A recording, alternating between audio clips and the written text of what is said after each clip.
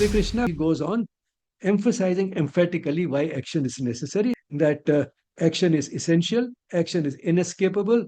We can't even live without any action. Whatever we consume and whatever we produce and so on should be shared with everyone. If finally Sri Krishna says that even I act although I need not.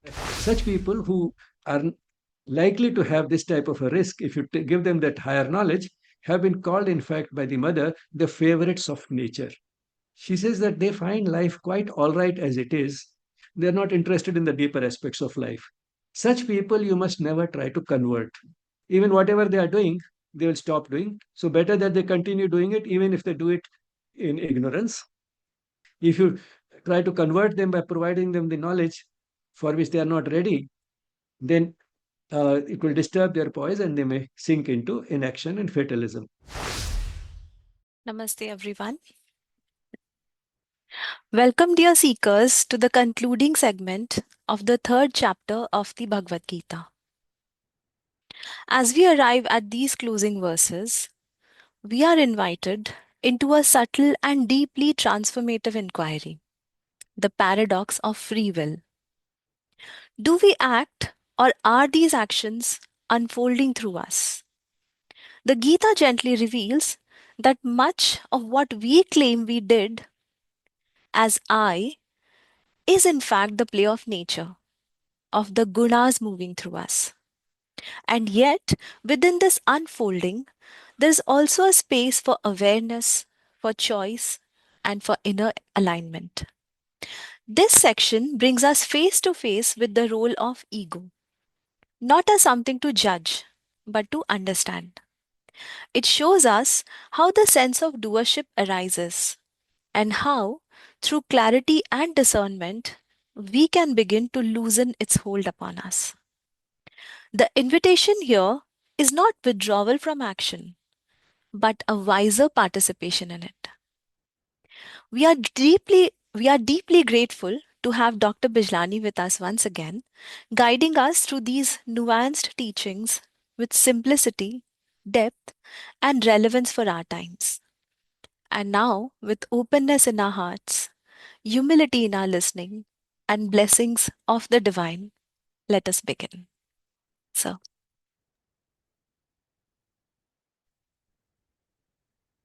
Namaste, everyone. Thank you, Richa, for a very brief but enlightening and appropriate introduction to the subject. Just for good order, let me again give the context of the Gita. The Gita, which is one of the most revered scriptures of the Hindu tradition, is based in the battlefield. This is a battle that has been imposed upon five brothers, the Pandavas, by their cousins, the Kauravas, because in accordance with the customs and conventions those days, the Pandavas should have got a kingdom which has been denied to them.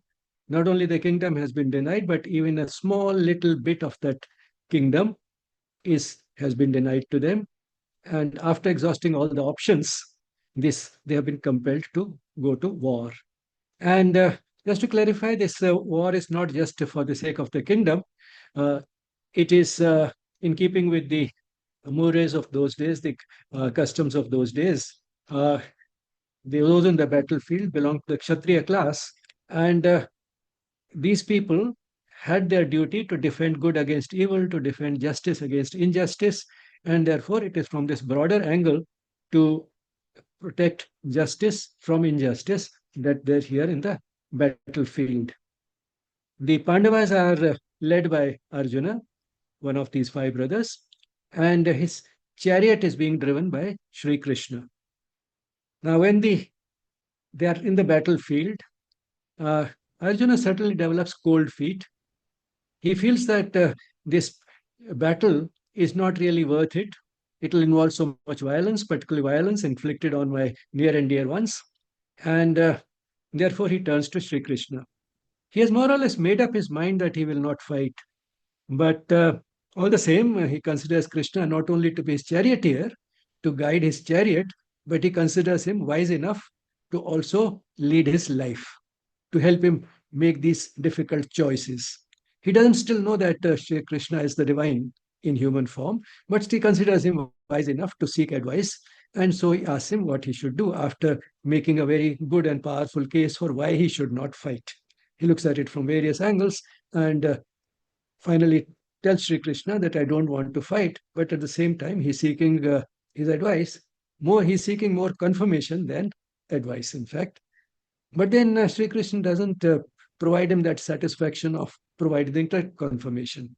Instead, tells him that he should not shirk from his duty, it is duty to fight. And then, as Arjuna had looked at the issue from several angles, Sri Krishna also in the second chapter looks at the issue from various angles, trying to tell him why he should fight from the worldly angle, from the social angle, from the angle of the customs of those days, and from the point of view of deeper knowledge. So he gives him a little glimpse of that deeper knowledge, which should enlighten his actions. And there are four beautiful verses in the second chapter from the verse 47 through 50, in which he tells him that how, when you enlighten your action with knowledge, its character, its motivation changes, although outwardly the action may remain the same. He tells him that you should realize that you are entitled only to choose the action, what type of action you want to choose, and whether you want to act at all. That is in your hands, but the outcome is not in your hands. And then he tells him that if you fight with this attitude, you will find that you are able to maintain your equanimity, samatvam yoga uchyate. Your work will be perfect. Uh, Yoga Karmasu Kaushalam. And then, he also tells him in the 49th verse that when you enlighten your work with knowledge, what he calls when you do it by coupling intelligence with yoga, but yoga referring to work in terms of those days. So if you couple this work with intelligence, then it becomes far superior to just work done in an unenlightened manner.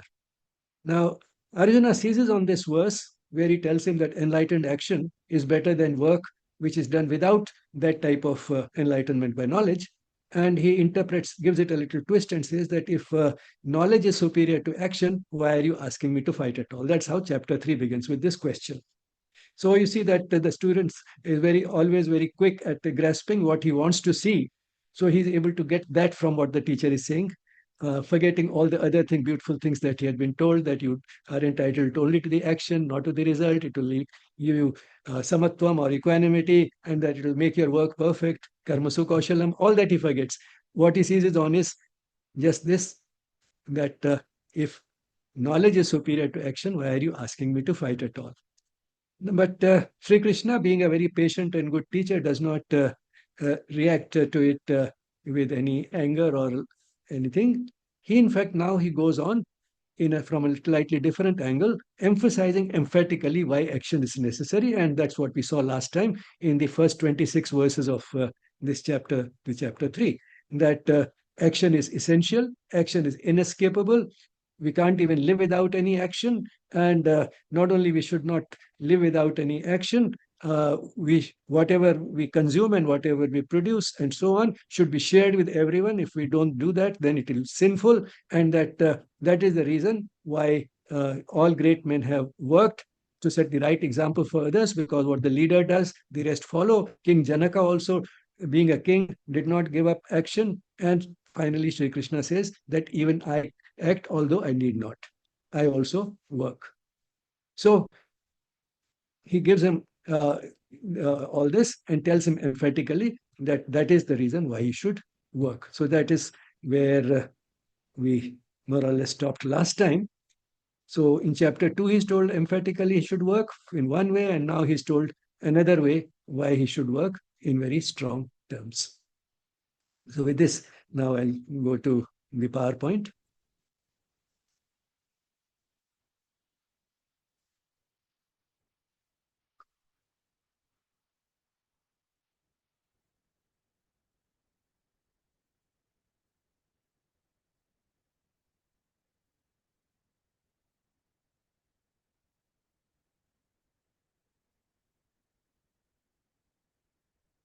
This series is dedicated to my mother, in whose lap I heard as a toddler the Gita for the first time.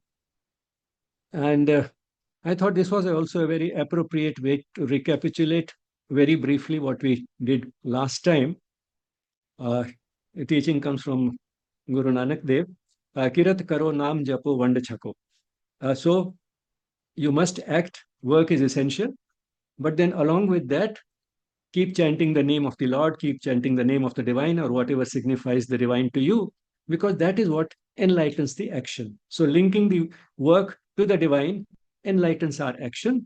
And then, whatever you produce, whatever you consume, uh, including happiness, if you want to consume happiness, you should also give happiness. So, whatever you produce or consume through your work, uh, share it with others. Very beautiful summary of the chapter in a way. Karma Yoga, enlightened by, in which action is enlightened by knowledge and lubricated by devotion. So now we start with the verses from 27 onwards, which we'll be discussing today.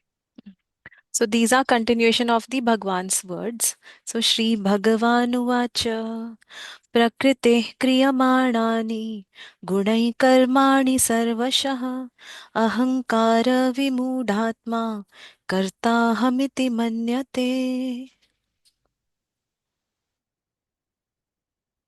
So now Sri Krishna is using this opportunity to take the knowledge that he is simultaneously giving to Sri Krishna in rudiments, in bits. Knowledge will come in greater detail from in chapters 10 and 11, but glimpses are being given right now. In chapter 2, he was told that because of the glimpses to the knowledge that he had been given, that you are entitled only to choose your action, to decide to act or not to act. Action is in your hands, not the outcome. So he has told to renounce the outcome or the fruit of the action. Now he's taking him one step further and telling him that not only you should renounce the action itself, but also renounce the doership. You are not the doer of your actions. The actions are being done by nature or prakriti through its modes. The modes, tamas, rajas, and sattva.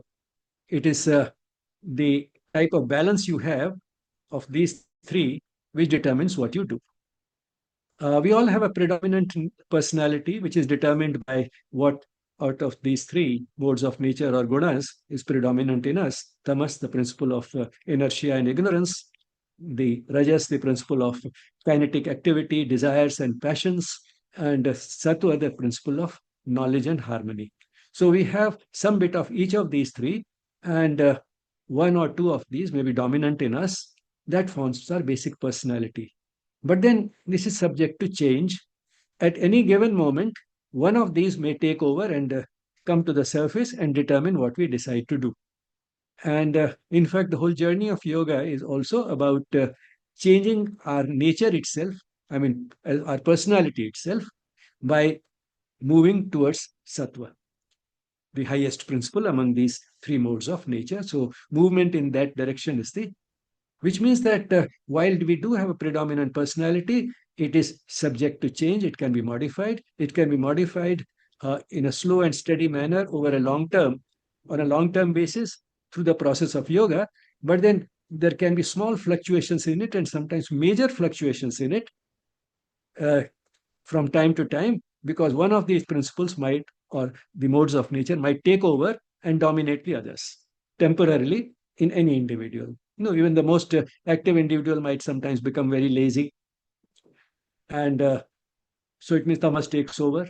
Or a person who is normally quite uh, unscrupulous, he has rajas dominant, he is willing to do anything so long as it serves his personal ends, might suddenly develop through some inner, finer feelings a principle of being good, generous, or uh, fair, and that is because sattva has come in the front in that person. So it can happen. So whatever way these three modes of nature are playing in us, at the particular point at which we do something, determines what we decide to do. So we have been constituted in a certain way so that uh, the modes of nature uh, will determine their balance at a particular moment, and that will determine what we do. But we think that I did it. So the idea of doership, that I am the doer, is being taken away from Arjun, the disciple now. So first he was told to renounce the fruit. Now he's told to renounce the doership. In Gita, we find the developing argument. He'll be told to renounce a lot more in relation to action as we go on in the subsequent chapters. But now it's bit by bit. We are moving to the second stage where he's being told that you renounce the doership. And he tells him that we think that I did it is an illusion, and this illusion is created by egoism. Now, egoism is different from just the ego. Egoism means arrogance that comes from egoism, from the ego. Ego can be a source of arrogance, ego can be a source of attachment. So, he's told that it comes from ahankar, ahankara vimudatma. That is one who has been bewildered by the arrogance or ahankar, which is rooted in the ego. So it's not by ignorance.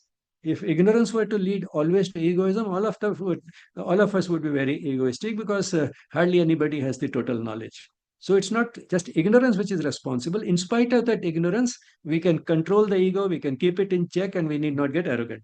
That is possible without eliminating the ego.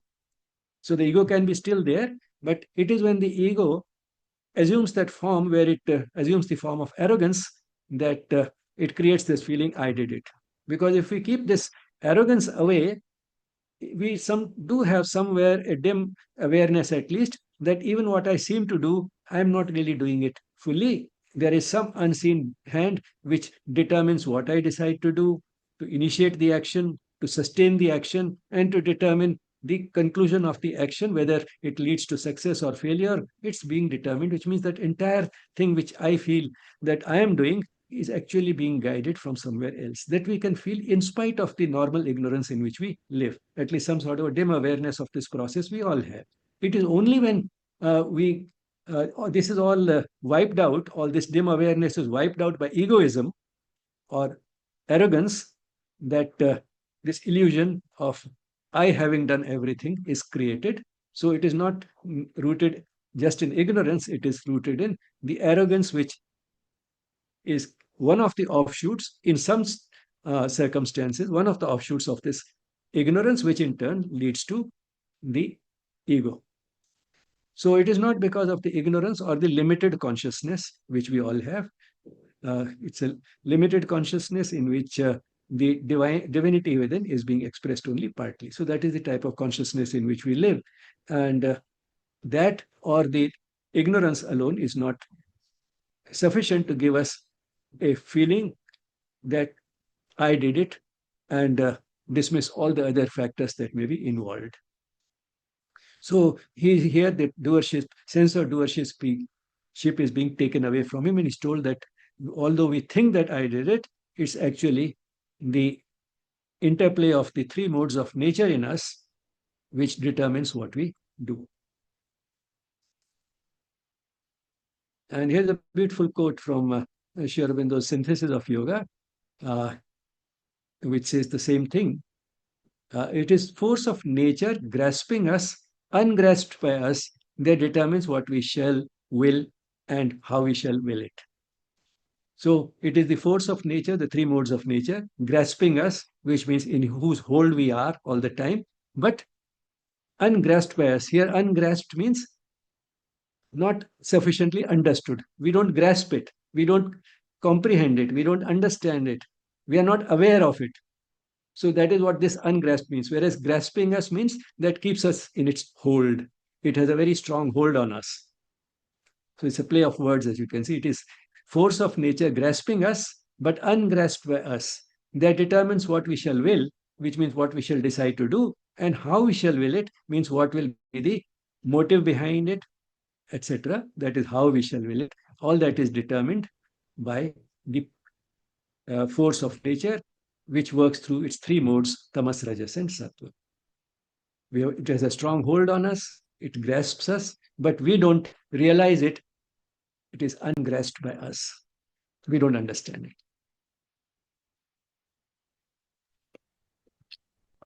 तत्त्ववित्तु महाबाहु गुणकर्म विभागयो गुणागुणेषु वर्तन्त इति मत्वा न सज्जते प्रकृतिर्गुणसम्मूढा सज्जन्ते गुणकर्मसु तान् कृत्स्नविदो मन्दान् कृत्स्नविन्न विचालयेत्.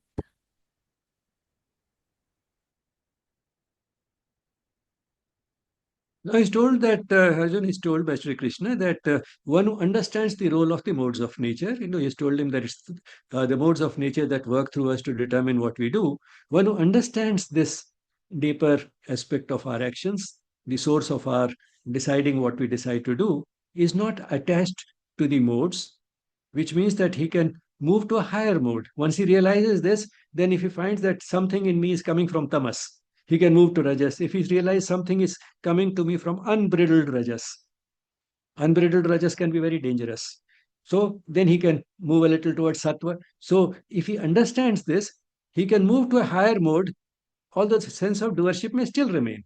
So he may continue to feel that I am doing it, but then what I shall do if he understands is because of the modes of nature playing with me, he can move to a higher mode before the action. So that may change the action itself or the motive behind the action. And the benefit of moving to a higher mode of nature would be that the action continues. The sense of doership may also continue, but now the spirit in which it is done and the motive, they shift higher. And that is essentially what is being told, that fight not for the kingdom, fight for justice. So that's movement will come when you move from tamas, which had overtaken Arjun when he decided not to fight, from that to rajas, which will manifest as action, but then you also enlighten it with sattva sufficiently for it to acquire that wider dimension that I am doing it for justice. So the action continues. He may too feel that I am doing it uh, because that will require a lot of much more of the journey of yoga to overcome the sense of doership completely. But all the same, understanding this process itself, that how is it that I get this illusion of doing something while actually it's the modes of nature working in me, the benefit would be that the action would continue, and but the spirit and motive will shift higher because now I can manipulate how the modes of nature work in me, which becomes my dominant mode of nature at that point when I'm deciding to do something. So which means that the ego may remain, but the egoism goes away. But then there are people who may not understand this process.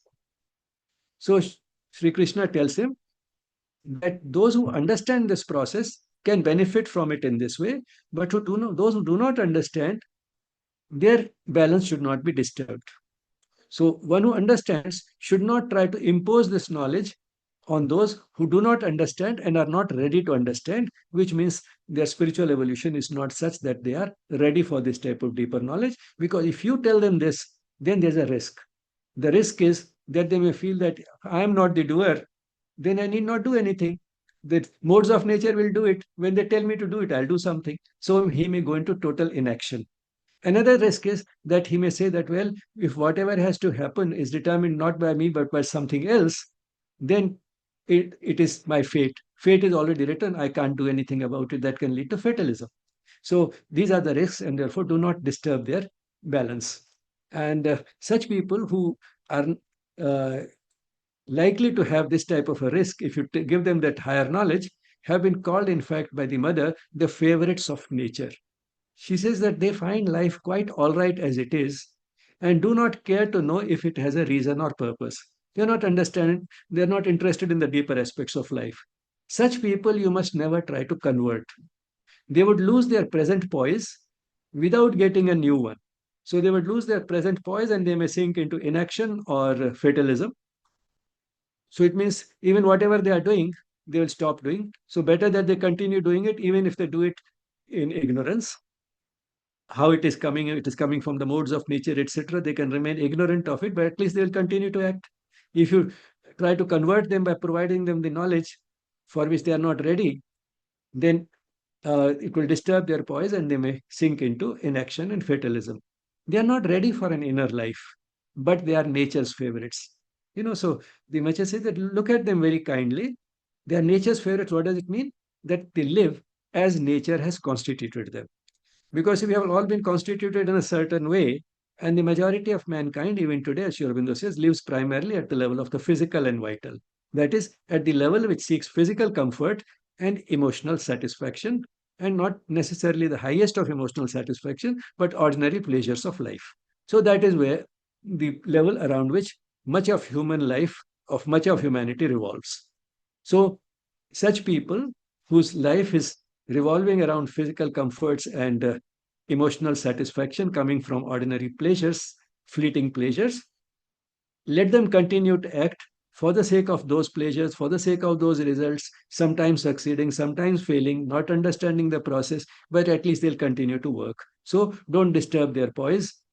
Let them, they are called the favorites of nature. They're just acting as nature has constituted them. They are not much interested in evolving further or going to a higher level. So let them continue as they are. मयि सर्वाणि कर्माणि सन्न्यस्याध्यात्मचेतसा निराशीर्निर्ममो भूत्वा युध्यस्व विगतज्वरः ये मे मतमिदं नित्यम् अनुतिष्ठन्ति मानवाः श्रद्धावन्तो न सूयन्तो मुच्यन्ते तेऽपि कर्मभिः ये त्वेतदभ्यसूयन्तो नानुतिष्ठन्ति मे मतम् सर्वज्ञानविमूढांस्तान् विद्धि नष्टान चेतसः.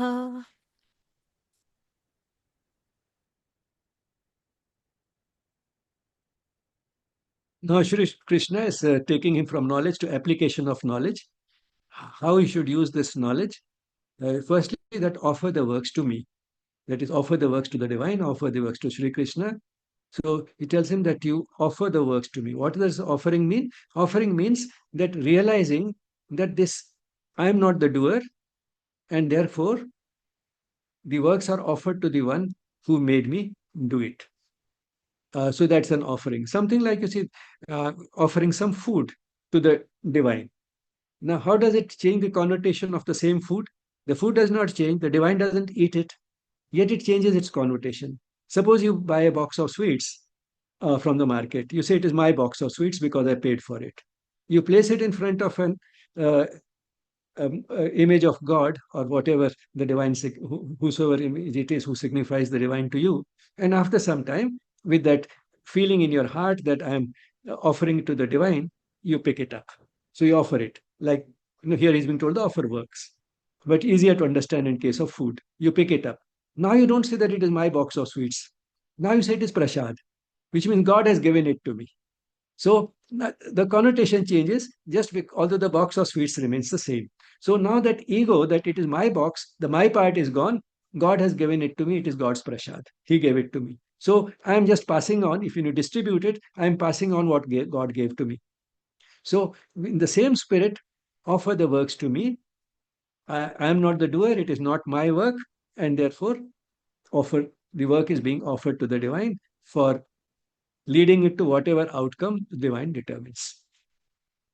And this is possible only if you establish your consciousness in the self, self with a capital S, your deepest self, which is the divine itself. So establish your consciousness there, take your awareness to that level, and then you'll find it easy to offer the works to me.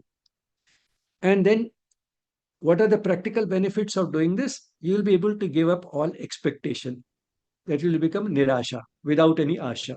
You'll not expect what the outcome will be, whether it be success, whether it will be failure, whether I get any reward and recognition for the work, and so on and so forth. So you will be able to give up both expectation because you are offering it to me to process the work. So expectation is gone, and the egoism, which leads to sense of doership, which leads to attachment to the work, expectations, all that will be gone. So you'll be able to give up expectation. That is, you'll not have any asha, and you'll be able to give up egoism, nirmamo. That is, you will not have this sense of my having done it. That sense will also be gone. And then in that state, when you fight this battle, you will be able to fight without being afflicted by grief. Yudhyasva vigata jvara. No, jvara is a fever. It's a type of an illness. Grief is also an illness. So it's a sickness of the mind. Grief is a sickness of the mind, just as fever is a sickness of the body. So the same word has been used here, that without being afflicted by that illness of the mind, by that sickness of the mind, which we call grief, without that you'll be able to fight, which means you'll not have grief that I'm killing my near and dear ones. Because you are not the doer. The outcome is not in your hands. So you'll be able to fight without being afflicted by grief. So not only expectation, egoism, attachment, success, desire for success, all that will go. You'll also not be affected by grief. So without being afflicted by grief, just fight. Those who follow this with faith and without nitpicking are released from the bondage of works. So all this is bondage of works, you see. Feeling that I am the doer, expecting therefore a certain type of outcome, and at least expecting success, and sometimes expecting also reward and recognition, and so on. And if the action involves killing, in this case being having grief, now all that is bondage of works. So those who understand this, follow this here means understand this, that is, know this and understand this and apply it in their actions. Those, all this is implied in follow. Those who follow this with faith and without nitpicking. Not in nitpicking, uh, that is going into minor arguments, inconsequential trivia, because the intellect is very difficult to deal with. If one wants, no matter what, how sound the knowledge seems to be, one can always start asking questions which are about trivia and inconsequential things, arguing for the sake of arguing. That is nitpicking. So he's telling us without cavilling, without nitpicking, and that comes naturally if there's faith. If there's faith, then you will not go into that type of useless arguments. They are released from the bondage of works. Now, those who don't, which means don't follow this, don't have this knowledge or don't understand this, are bewildered and hence ruined. Now, earlier he was told that he don't have this knowledge, don't disturb them. Let them continue as they are. Let them be happy as they are. Don't disturb their peace. Don't disturb their balance. Then why here he is being told that they'll be ruined? Now, that's a very sort of strong statement. Here, Sri Krishna is talking not only about those who don't have this knowledge, but those who think that they have a lot of knowledge. They read a lot, they think a lot, they exercise their intellect a lot, and they do go into nitpicking. When they do that, then they are truly confused, and they are the ones who are ruined. Means either have the knowledge properly and practice it with faith without getting into useless arguments, or if you read a lot, don't think that that knowledge also entitles you to argue and go into minor uh, quarrels and details of inconsequential trivia. Then you will be truly confused and bewildered, and that is the person who is ruined. So uh, the expression that that Shri Krishna has used for such people is sarva jnana. They have lot of knowledge, sarva jnana, sab tarah ka knowledge hai, all types of knowledge they have, and yet they are vimud, yet they are bewildered. So they are bewildered, they are vimud in spite of all the sarva jnana. And they are the ones who will also go into this type of nitpicking, sarva jnana vimud. And what do they do? Suyanto, Suyanto is this nitpicking. They'll get into minor arguments, and they are the ones who are ruined. So, nashtana chetasa, their consciousness is ruined. सदृशं चेष्टते स्वस्य प्रकृतेर्ज्ञानवानपि प्रकृतिं यान्ति भूतानि निग्रहः किं करिष्यति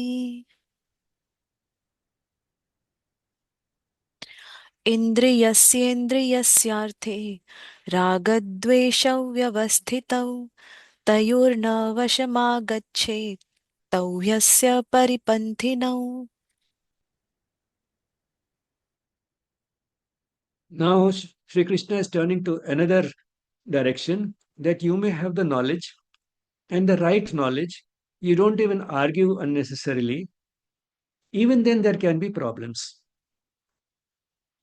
And that is because one may follow one's nature, and that nature may guide a person towards things which are undesirable. The balance of the three modes of nature can tilt even in a person who is otherwise knowledgeable. He has faith, he does not get into trivial arguments. Even this person is not completely free from risk. So here, everyone follows his nature, including men of knowledge. But their nature, we may think that if they have this knowledge properly, then their knowledge will be dominated by sattva and everything will be fine all the time. But then that doesn't always happen.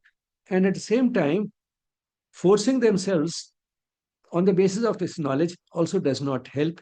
Nigraha kim karishyati, which means that they can't just use brute force, brute moral force to uh, force themselves to do what they think is right in terms of this knowledge.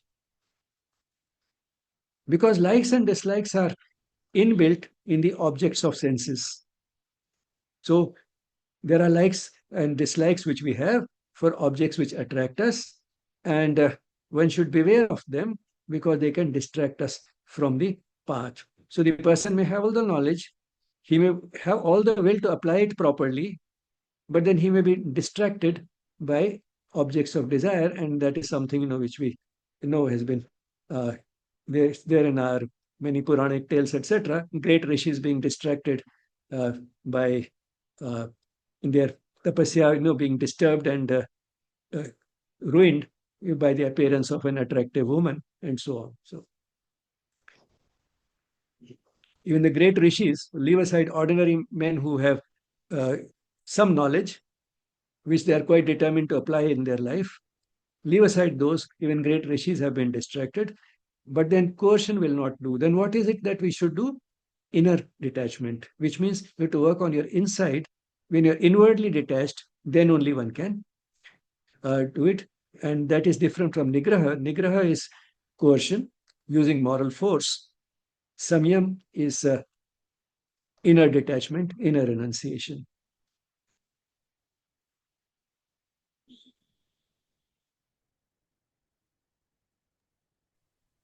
श्रेयान् स्वधर्मो विगुणः परधर्मात् स्वनुष्ठितात् स्वधर्मे निधनं श्रेय परधर्मो भयावह.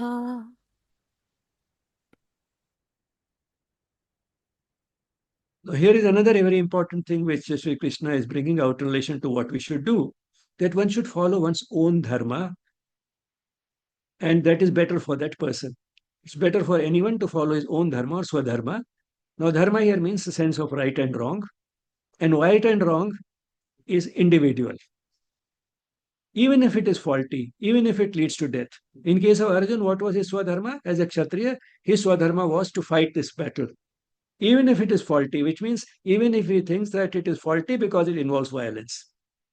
Non-violence is good, but then his swadharma is to fight. So even if it has that inherent fault of violence, he should fight. So even if faulty, even if it leads to death, he may think that uh, others may die in the battle or I may die in the battle. No matter who dies, doesn't matter. But if that is his swadharma, he should fight, because one's own swadharma is always better to follow even his faulty than anybody else's swadharma. Following anybody else's swadharma is dangerous. For example, for the tiger's swadharma is to eat other animals. Now, if the tiger decides to be non-violent, doesn't want to eat other animals, uh, it is dangerous for the tiger, because then the tiger will starve to death. So, for the tiger, it is okay to eat other animals. So, follow your own swadharma. And now, this is something which has been brought out through some beautiful analogies by Acharya Vinoba Bhave in his talks on the Gita. These talks were delivered uh, in jail. When he was in prison, he was giving these talks to fellow freedom fighters. All of them were fighting for the freedom of the country, and they were in prison. And Acharya Vinoba Bhave was a great scholar and a great, deeply spiritual person. So he chose to give these talks and in Marathi. but they have been translated by now into so many other languages, and millions of copies of his talks on the Gita have sold. So you can see what a service he did while being in prison. So anyway, he says that anybody else's Swadharma may appear to us good, but it is not good for me to adopt. For example, the sun is very good. It claims my worship. And say if the sun is so, whereas the earth is a miserable and terrible place. So I say sun is so much better. Deserves my worship. The earth is a terrible place full of sorrow and suffering. So if because of that I want to decide to live on the sun, what will happen? I'll be burned to ashes. My Swadharma is to live on this planet, Earth. Another example he gives is that milk is better than water. But and then if I were to tell the fish that milk is better than water or costlier than water, come and live in this milk, what would happen? The fish will not agree because the fish knows that it can live in water. Milk, it will die. So its Swadharma is to live in water, not in milk, even if milk is better. So somebody else's Swadharma, even if it appears better, is dangerous for us. So Sri Krishna has not only said that it's inappropriate, it is wrong, he has called it dangerous, bhayavaha. It is one should be afraid of it. It is dangerous. And the way living on sun can be dangerous for us, or living in milk can be dangerous for fish.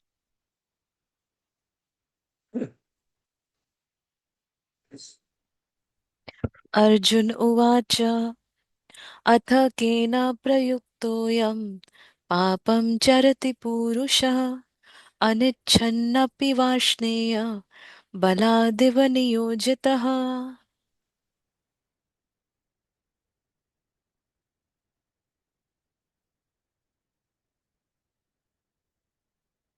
Now, Arjuna asks a good question, which will lead to further clarification of some of the things that have already been talked by Sri Krishna. Tells him that if we are acting as per our nature, and acting per our nature is fine because nigraha is not going to be useful, coercion is of no use, then what is it that a person who wants to not do any evil, but if he is still driven to sin or evil with force, then how does that happen? So, on one hand, uh, I'm governed by the modes of nature playing in me. I can shift those towards sattva and uh, act better. But at the same time, the same the play of the same modes of nature can play in such a way that lead me to sin. Although somewhere deep within, I also know that that is not what I want to do. So it creates the conflict within. I'm being driven by the play of the modes of nature towards sin. And at the level of the intellect, I also know that it is not right. And yet I feel compelled to be driven to it. How does that happen? It's a very sort of important question. Shri भगवानुवाच काम एष क्रोध एष रजो गुणसमुद्भवः महाशनो महापाप्मा विध्येनमिह वैरिणम् धूमेनाव्रियते वह्निर्यथादर्शो मलेन च यथोल्बेनावृतो गर्भः तथा तेनेदमावृतम् आवृतं ज्ञानमेतेन ज्ञानिनो नित्यवैरिणा कामरूपेण कौन्तेय दुष्पूरेणानलेन च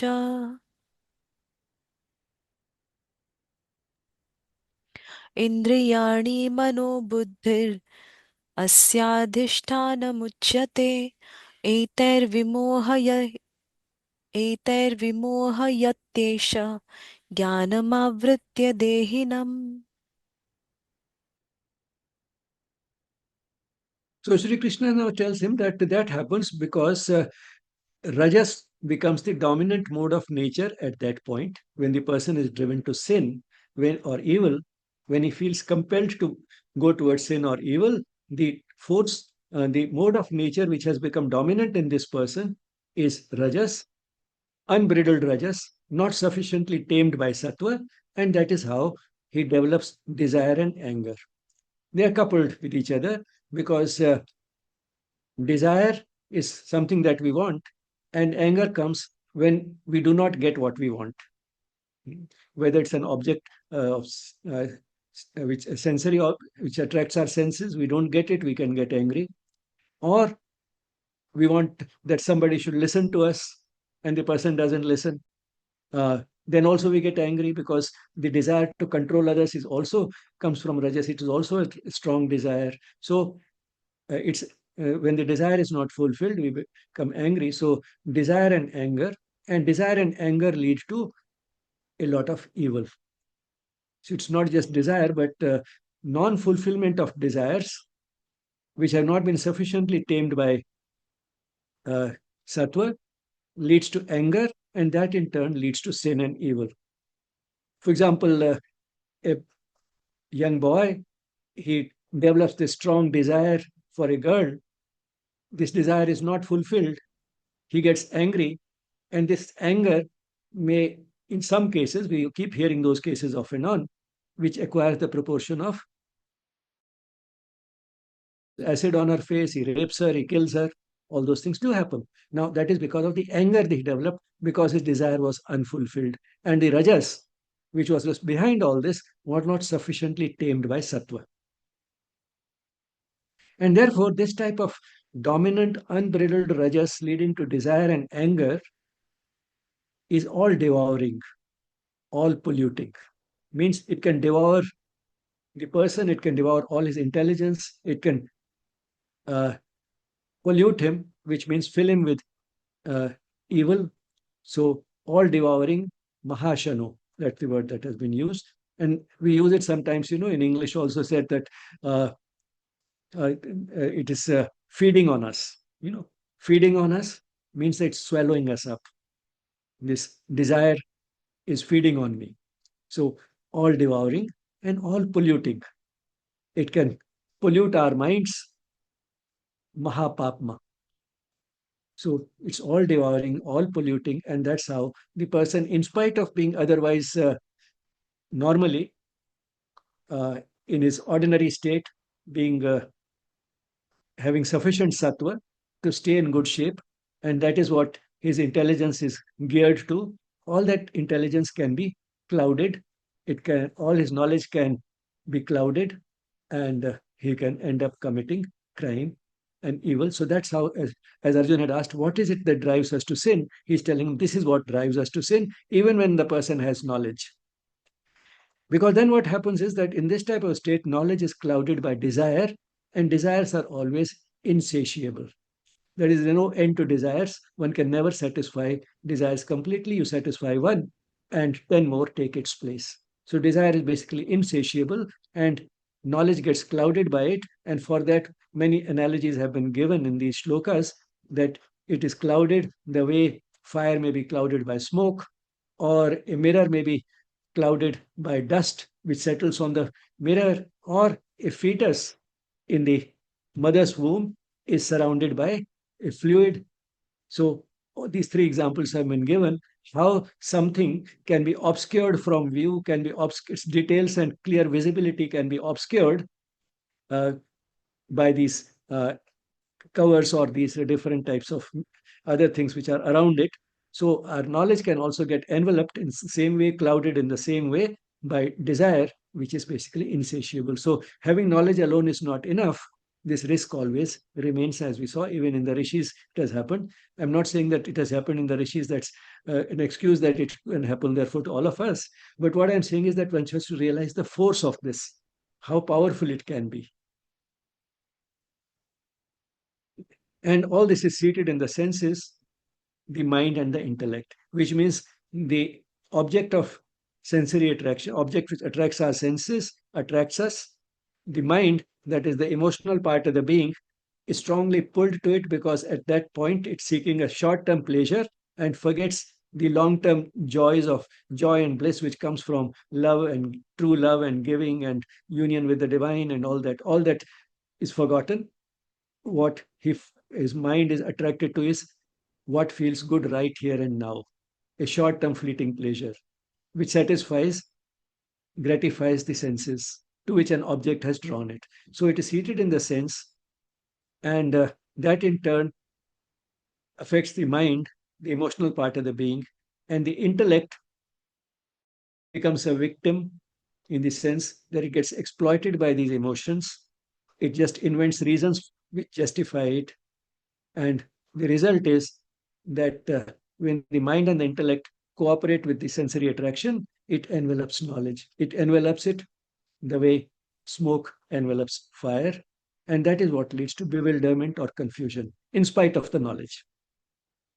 So, this is how beautifully Sri Krishna has explained to Arjuna how, in spite of the knowledge and realizing that I am controlled by the modes of nature and having the capacity to use this knowledge to shift the balance towards sattva, still the person can be driven to sin by the same modes of nature because rajas at that particular moment takes over and becomes the dominant force. And this has been sort of explained very emphatically by Sri Aurobindo in the essays on the Gita, where he says in this, while talking about this part of the Gita, that Rajas is the cause of three-fourths of the falsehood and misconduct of the human reason and will. So, human reason can take us, protect us, so long as it is sufficiently enlightened by sattva. But reason is not enough uh, for protecting us from all falsehood and evil. And what makes that happen, in spite of the reason, our will can be vitiated and we can will evil and sin because of rajas. And that is behind three-fourths of the falsehood and misconduct of the human reason and will.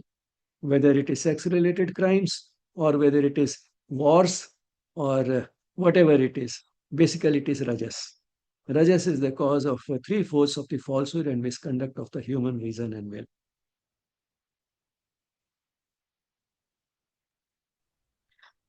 तस्मात् त्वमिन्द्रियाण्यादौ नियम्य भरतर्षभ पाप्मानं प्रजहीह्येनं ज्ञानविज्ञाननाशनम् इन्द्रियाणि पराण्याहुः इन्द्रियेभ्यः परं मनः मनसस्तु परा बुद्धिर्यो बुद्धेः परतस्तु सः एवं बुद्धे परं बुद्ध्वा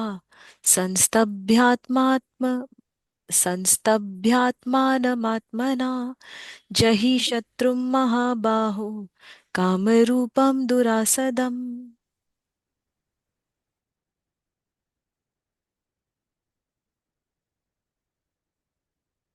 So now Arjuna is told what to do. Uh, now that the process has been explained, how in spite of knowing the modes of nature are working through us, and in spite of having a will which is in which you brought sattva forwards and you will do the right thing, how in spite of that we can be driven to sin because temporarily rajas can take over and that can lead to the clouding of knowledge, and that originates in sensory attractions. So control first the senses. And then he tells him that senses are more important than the object. There's a tendency to blame the object. If a boy is attracted to a girl, we say it's because the girl had made herself too attractive because of the way she was dressed up. So you blame the object. But senses are higher than the object. You can control your senses. So senses are more important than the object. Don't blame the object, control your senses. So control first the senses. What is more powerful than the senses? Your mind. Mind is the emotional part of the being. Are higher than the senses, which means the senses may be drawn, but the mind can tell it, no, uh, this is not a something which I should be attracted to. It will provide only fleeting pleasure. The mind can look for happiness. The mind can look for joy. That is what the mind always does. But through gradual training, the mind gets training in the path of yoga or the spiritual path. The mind gets transformed. When the mind gets transformed, it finds there are certain types of choices which lead to only short-term fleeting pleasures, and there are certain types of choices which lead to sustained joy and peace of mind, which is not contaminated by a sense of guilt. So when the mind has got that type of transformation, then it can control the sensory attraction. It can control the senses. So senses are more important than more powerful than the object. And more powerful than the senses is the mind, the emotional part of the being. Even more powerful than the mind is the intelligent will or the intellect, the thinking part, the buddhi. So mana and buddhi. Mana is more important than the indriya, the senses, and the buddhi is more important than the mana or the mind or the emotional part of the being. Which means that if the mind does not exploit the intellect can keep us pretty safe from all such risks of being drawn to evil. And what is even higher than the intelligent will? Because intelligent will also, we saw that if it can be exploited by the emotions, if the emotions are not in good shape, then they can exploit. What is even higher than this? The Purusha, the divine within. And therefore, the ultimate solution against all temptations is to awaken to the highest. You see, Purusha is within you, it is our soul. The soul has a dynamic aspect which Sri Aurobindo and the mother call the psychic being. So that is within us. So awaken to the highest, become aware of it. Restrain self by the self. So this self with a small s, restrain it by the deepest self, that is the self with the capital S. This is on the surface, that is the body and the mind and the intellect. That is on the surface, that is the small s. This is the deepest self or the Purusha within, the highest within. So restrain this self by the self, which means the problem is within us, the solution is also within us. And what will help you, how what you'll be able to do by following this process? By awakening to the highest, you'll be able to slay the desires, you'll be able to kill them. Jahi Shatrum Mahabaho Kamarupam Durasadam. Jahi, means you'll be able to win, you'll conquer, you'll get victory. So Jaya, is related to the same root as Jaya. Jaya is Vijay, Jaya Vijay. So in Sanskrit, just that one little root can serve the purpose. So Jahi here means that you will be able to conquer Shatru, the enemy. What is the enemy? The enemy is the desires. And Mahabhava is being addressed as Mahabhava, the great and powerful one. You will be able to conquer this enemy. What is that enemy? Kama Rupam. That is one, it is in the form of desires. Kama literally means just desires, but it's more often used for lust than for other desires, because that, in fact, is one of the strongest, or perhaps the strongest desire, which leads to this whole cycle of leading to evil, which we have discussed. So, Kama Rupam Durasadam. That is, it is very difficult to deal with, very difficult to conquer, but you will be able to conquer it through this process by awakening to the highest. This is something, same thing which has been shown through an analogy, described through an analogy in the Katha Upanishad. That is, the chariot analogy. The horses are the senses, which are drawn to objects of desire. These horses may be attracted by some objects of desire. So the horses are comparable to the senses, but these horses can be reined by the mind, the emotional part of the being. If the emotional part of the being has been sufficiently transformed to be able to distinguish between fleeting pleasures and long term joy and peace of mind, which is unadulterated by a sense of guilt. So, if that can rein it, but very often the horses are too powerful, so you can see that the reins are being stretched very tightly because the mind is not sufficiently transformed, or the sensory attraction proves too powerful. So then what is it that can still control it? The intellect, the driver. But then you can see the driver also, he's probably applying all his force but is not able to control, which means that even the intellect may fail.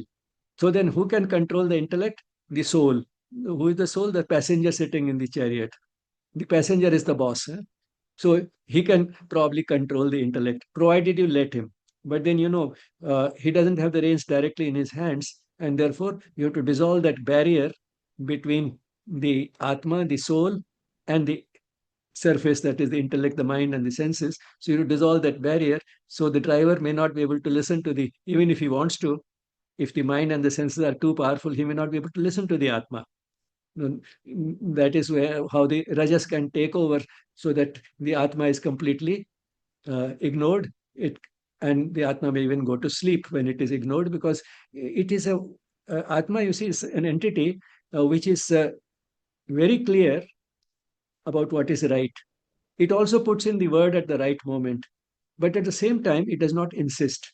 It persists, but it does not insist. It does not insist, which means that it lets us have our way. So that is what free will is about. But then it persists, which means it keeps coming up again and again. If something wrong has been done, it lets us do it, but then it tells us you did something wrong. So that's what creates a sense of guilt. So that's how the pleasure that we got out of it gets contaminated with guilt. So it doesn't insist, but it persists. And then, of course, the chariot itself is the body, which is a docile instrument. It will go wherever the horses take it.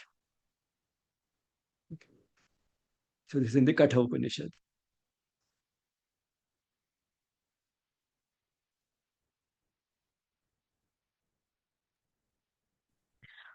ॐ तत्सदिति श्रीमद्भगवद्गीतासूपनिषत्सु ब्रह्मविद्यायां योगशास्त्रे श्रीकृष्णार्जुनसंवादे कर्मयोगो नाम तृतीयोऽध्यायः।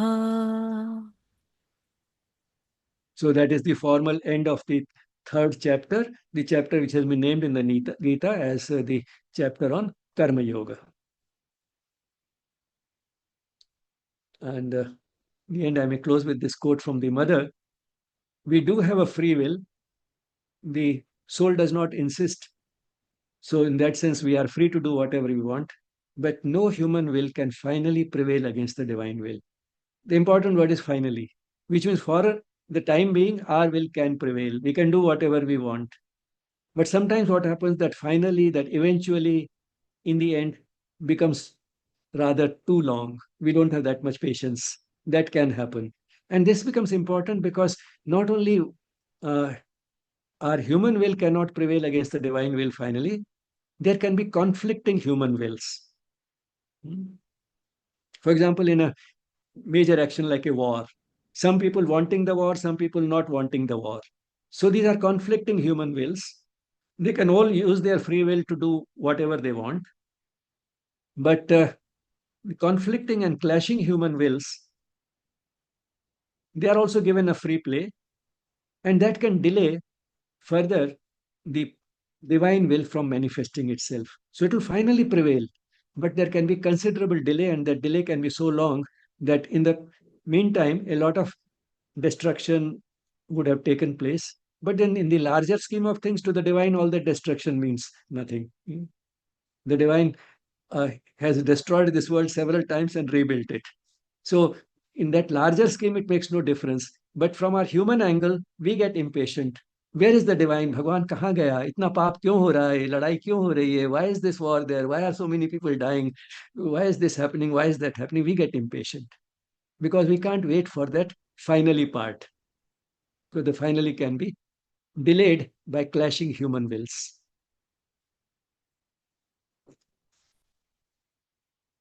Uh, all these talks on the Gita are being put in a playlist called the Gita chapter by chapter on the Yes Spirituality YouTube channel. And you can reach that playlist by scanning this QR code. Uh, Before we go to the fourth chapter, there will be a talk which will be on this topic because it's a very important topic. We'll lean on the Gita very heavily, but it will not be a verse by verse treatment. It will be a talk on destiny, fate, and free will. How these are all true in their own way. We do have a free will, and yet we don't. Both are true. There is something like destiny, and yet it is not something which is irrevocable. We can change it. That is also true. So, all these things we'll see. So, because since destiny is not an irrevocable document, a script which has already been written in advance, and we just have to play it, uh, we don't have to be fatalistic. So, all this we'll see on the 9th of May, same time.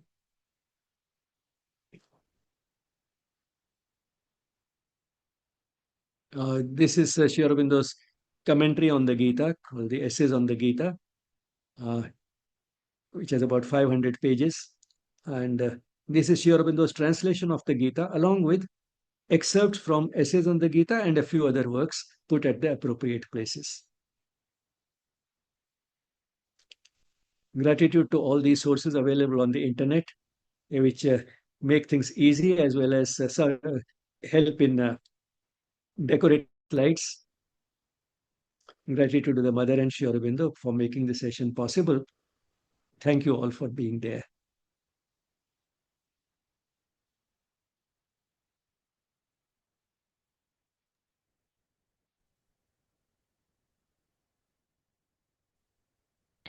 Thank you, sir, for very beautifully decoding the third adhyay for all of us today. Participants, with this, we come to the end of the third adhyay.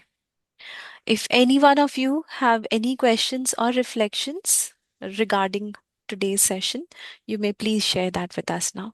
And so, as you can see, there are very beautiful comments in the comment section.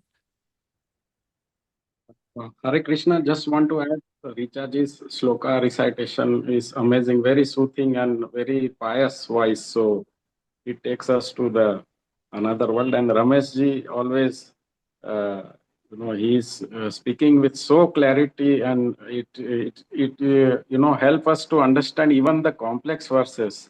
And the last that sketch figure was very nicely, illustrated that how the senses are controlled. And this is thank you very much for the amazing session. Thank you.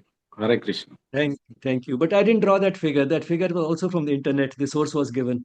Yeah, That's how yeah, the internet helps. it was mentioned in the bottom, but the thing is that even people are not able to explain it. So the way you are explaining, and it is very, I would say, even a layman can understand. So even the complex information you are explaining so nicely. So thank you very much for that.